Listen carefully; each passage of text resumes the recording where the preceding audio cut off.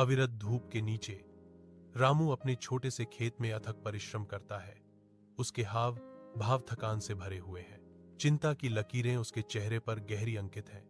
हर सिलवट असफल फसलों का प्रमाण है। वह अपनी दृष्टि आकाश की ओर डालता है। एक मूक प्रार्थना उसके होठों से निकलती है। जीवन देने वाली वर्षा के लिए भीख मांगती है।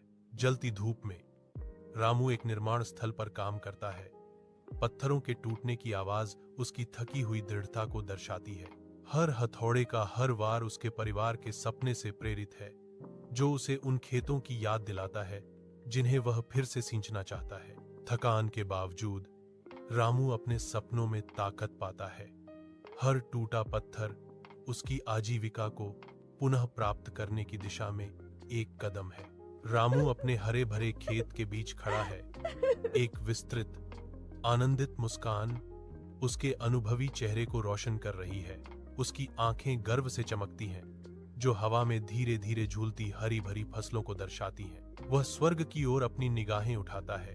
उसके सामने प्रचुरता के लिए आभार का इशारा। अविरत धूप के नीचे रामू अपने छोटे से खेत में अथक परिश्रम करता है। उसके हाव भाव थकान से भरे हुए हैं। चिंता की लकीरें उसके चेहरे पर गहरी अंकित हैं।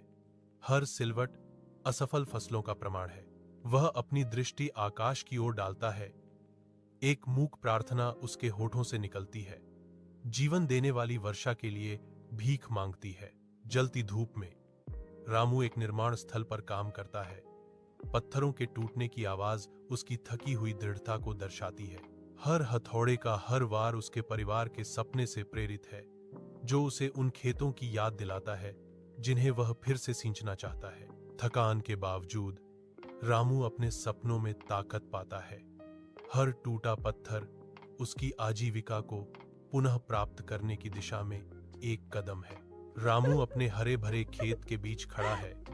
एक विस्तृत आनंदित मुस्कान उसके अनुभवी चेहरे को रोशन कर रही है।